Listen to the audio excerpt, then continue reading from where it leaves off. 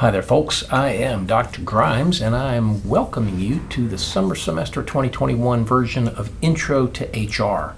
Hopefully, most of you got the email that I sent you during the summer where I introduced myself very briefly.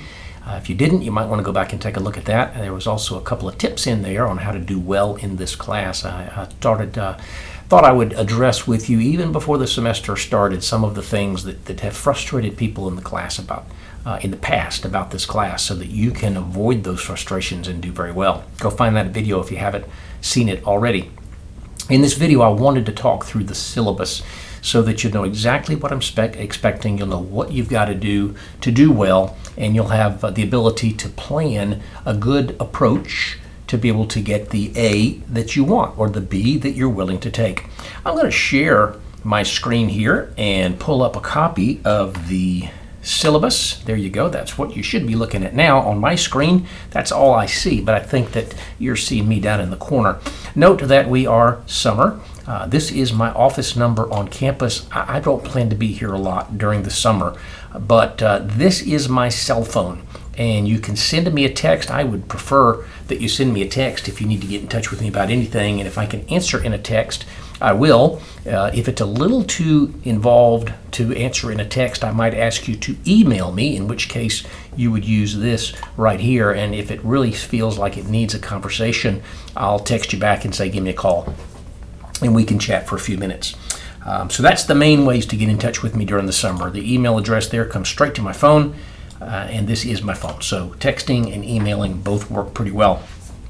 What we really want to do in this class is to give you an overview of what HR is all about. If you're an HR major, the point of this class is to really drive home to you that you're in the right place, that get you excited about what you're going to be learning about over the next couple of years here at GSW. If you're not an HR major, if you're a management major, if you're taking this as an elective, maybe for marketing or something, maybe there'll be something that we talk about if you're maybe a marketing major to go, you know what, I'm not too far in this marketing thing. I can use those as business or free electives. I might want to change to be an HR major. If you're a management major, either you're going to say, you know, I'm happy as a management major, but now I know how HR can help me be a better manager. Or you'll say, maybe this HR thing is worth exploring, and you'll maybe change your major. So we're going to look at the basic concepts of HRM. We're going to look at the things that HR does and see how that makes your life as a manager easier. We're going to look at relevant theories on how we manage people by doing the things that we do. And then we're going to look at some real world kinds of scenarios where there are problems and think about what we can do to make those problems go away. And then doing a little bit, and not so much writing skills here, but analyzing some things, some writing skills, I guess, in some of the assignments where you have to kind of explore what you think is the right answer. One textbook, Kleiman, Human Resource Management. There's a picture of that in the week 1 folder of activities. You want to go ahead and get that if you haven't already, because we get started real quick in the summer semester. You're going to have 3 tests that are Proctor U, and that is one of the first things that gets people frustrated, is not so much the Proctor U, which can be frustrating in itself, but it's important that you hear several times before the semester gets started, the typical intro to HR test that I give is not true, false, multiple choice. So sometimes people prepare the wrong way. The Intro to HR tests, exams 1, 2, 3, and 4, which is the final, are all short answer or essay. And it may be that it's a one-word answer. It's a yes or a no. It may be that it's a 3-word answer, like the title of a particular law or something. Or it may be that it's a short phrase of 8 words, or perhaps a short paragraph of 50 words. But it's typing. So when you get ready to take those Proctor U tests, don't go into it thinking that you're going to have to be able to pick out of A, B, C, D which one is not such and such or which one is such and such, because it's not true, false, and multiple choice. What you're going to be asked to do is apply what we've been talking about through the videos that I'll record for you, through the readings, through the exercises and assignments that you'll do. Apply stuff in a short answer kind of setting. So 3 Proctor U tests you're going to need access codes for. The final exam is not Proctor U, so a bundle of 3 will work. To get attendance verification, you have to record a short introductory video for me, maybe 2 or 3 minutes, just basically who you are. I want to be able to see your face. I want to be able to hear your voice.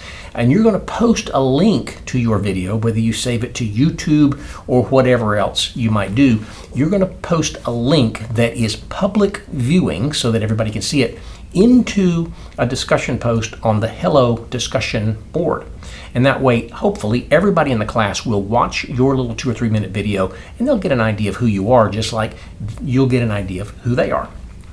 So you have to do that, and you have to do the check-in quiz. The main thing for me in the check-in quiz is twofold. Number one is I'm going to ask you for a non-GSW email address. So I know your radar address, but if you use an awful lot a Bell South or a Yahoo or a Gmail or something like that, I want that address as well. I will, if I have a problem, try to get in touch with you through the radar address. But if you're not checking that regularly and I don't get some information from you or get contact with you, I'll send it to you. I'll send something to your Gmail address or your Yahoo address, whatever it is.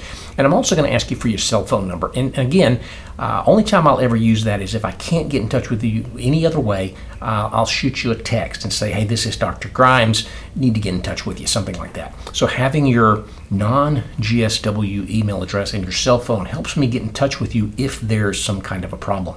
You need to do both the video link in the discussion board and the check-in quiz no later than Sunday the 13th by midnight to get credit for participating in class. Now, if you don't do both of those things, if you only do one of those things, I'll report you as not participating and you'll get dropped from the class. So make sure you do that. All right. We cover a lot of stuff. We can take a leisurely pace during a spring or a fall, but in the summer, we got to cover all this stuff in half the time. So you're going to do a lot every week. Notice right away, we get started right off the bat. As you're looking at this video on Monday the 7th, probably, you're seeing that you're going to have chapter 1 all ready to do this week. So you got to get that book. Read the chapter. I'm going to have some videos out there. I'm going to have some notes out there that you can watch, that you can look in. And then there is an assessment activity that you'll do to turn in no later than Sunday night the 13th. Next week, in week number 2, you're going to cover chapters 2 and 3. Watch the videos, look at my notes. There are 2 assessments tied to chapter 2 and 2 assessments tied to chapter 3. And at the end of the week, you're going to have your first exam. It's over chapters 1, 2, and 3. That exam is going to open on Friday. It'll be open Friday, Saturday, Sunday, Monday. So it wraps the weekend. You can take it on the weekend. You can take it on one of the weekdays, whatever. But that particular week, week number 2 rolling into week number 3, you're going to have to find a way to get 4 assessments done and take an exam. Week number 3, you see chapters 4 and 5 as assessments 6, 7, and 8, and you'll finish exam 1 in the early part of the week, and you'll take exam 2 in the latter part of the week, stretching into week 4. Exam number 2 is only over chapters 4 and 5, and you can follow through for the rest of the way. Somewhere up here around the 4th of July, I'll introduce to you the idea and the guidelines behind the semester project. And that will be, you can kind of work on that all this month, and that is due by, I think I set it up for the 25th of July. And later that week, the final exam occurs. So for grading purposes, there's 2 check-in activities. Remember, back up here, you've got to do the short video post to the discussion board and the check-in quiz. The video is worth 15 points. The check-in quiz is worth 5 points. So that's 20 points out of your 1,000 that you're trying to get this semester. There are 19 assignments. They're worth 20 points apiece. Adding in that 20 points for the check-in activities is basically 20 at 20 for 400. 3 exams, 100 points each. The project is worth 100 points, and the final exam is worth 200 points. So you could maybe not do quite so well on exam 1 or 2. Let's say you got a 50 or 60 on exam 1 or exam 2. By the time you get to the final, you know my testing style, you'll know how to prepare, you'll know how to use the study guides that I give you, and it should be really easy to make up some lost points early in the semester on the final exam because it's really worth double. So 1,000 points total, 900 for an A, 800 for a B, and so forth. The assignments, as we've talked about, Outside assignments, one or two of them you actually have to attach a file to the Dropbox. Most of them, maybe you'll type something out in Word and then you'll copy and paste into the text submission block. I'll give you some real specific things on what I want you to do. In some cases, it's A, B, C, D, E, and there's a sentence or two for each thing. But they're designed to go with the ideas in the particular chapter. So 20 points apiece. There is no rubric. It's really more of a, do I feel like you did it pretty well? Perfect, an A, generally a B, you kind of got a C. So it shouldn't be that hard if you do it to get, 16, 17 or more points, which is, 16 points is a B, 14 points is a C, but 14 out of 20 gets you on the right path towards passing the class. Exams, 100 points apiece. As I noticed, there will be nothing whatsoever in there that's true, false, and multiple choice. They'll all be short essay, listing, short answer. Each one of the first 3 tests will be open for a 4-day window, Friday, Saturday, Sunday, Monday, so there's plenty of time to be able to take it. The very first appointment for each exam will be 8 o'clock in the morning on the Friday. The last appointment time for each of those will be something like 7:15 in the evening, because the design is for by like 10 o'clock or so. 7:45, I guess, is the last appointment time. The last test should be finished by 10 o'clock on Monday night, so giving it 75 minutes for the test and an hour to get through the Proctor stuff. Somewhere around 7:45 is the last appointment time. The project, 100 points each. Primarily, you'll work on that during week 6 and 7, but you'll learn about it in like week number 4. You'll record a little video after you've done some things, and there'll be a project rubric that helps you know exactly what to do to get all the points. The final exam, up to 200 points. It is not Proctor U, and it is not cumulative. It just covers the last 4 chapters. It's only going to be open for 3 days, Sunday, Monday, Tuesday. You still got a weekend day, and you got a couple of weekdays there, but not going to be open 4 days like normal. Expectations there. Don't really have a whole lot of interaction. There is no requirement to log in regularly. I'm encouraging you to log in once a day, once every other day or something like that. Late assignments. Assignments are due by Sunday night. If you suspect that something will be late, let me know ahead of time. And I'll go ahead and tell you now, I'm going to be out of town beach-related activities for about 9 days very, very early in the semester. And I know that you're probably going to have a vacation trip with your family too. I'd love for you to log in and do some work while you're on your vacation. That may not be realistic, but if you keep me updated, we can work a little bit around your schedule, because I'm going to ask you early on in the semester to work around mine. Final grades, speak up early if something seems wrong. Now, I don't want you to argue me, bring my attention to, challenge me on a point here or there. But if you think something is grossly unfair, let me know, because at the end of the semester, I don't want to go back and talk about test number 2. Down toward the very bottom here is the schedule. The check-in stuff, verification stuff is due Sunday the 13th. Generally speaking, assessments are due Sunday nights by the time you go to bed. There's 4 test windows: exam 1, exam 2, exam 3, and exam 4. The project is due on the 25th. The final exam opens that day and goes 2 more days.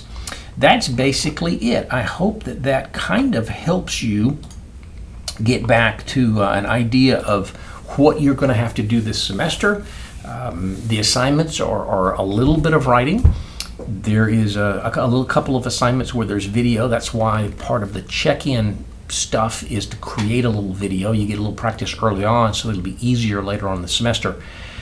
If you got questions, shoot me an email, give me a call, send me a text, whatever. Let's go into the semester knowing exactly what you have to do, understanding a little bit about the syllabus, maybe gives you an idea of how much time you need to allocate every day, perhaps every other day, to be able to get the work done. A lot of reading. The chapters are not hard to read. There's not a lot of chapters. There's lots of tables and things.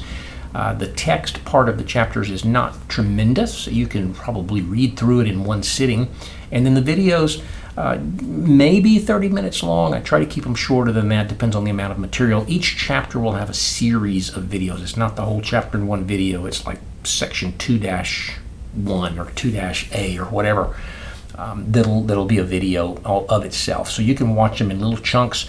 There is no PowerPoint on the video. You could probably do them as podcasts if you wanted to. Just listen while you're doing something else. All right, hopefully that tells you everything you need to know to be able to go into the semester, do it well. Just keep in mind that it's summer, just like every other class. There's a lot of work to do in a short period of time. Go in with a positive attitude. Shouldn't be that hard to come out of this with a B. Some of you certainly will come out with A's. There may be a few C's, but it's really going to take you slacking off or giving up to get a D. So passing this class in summer is not that hard, just a lot of work. Do the work, give me reasonable quality, and we'll make it work. That's it for now. I'll start sharing with you some other videos shortly.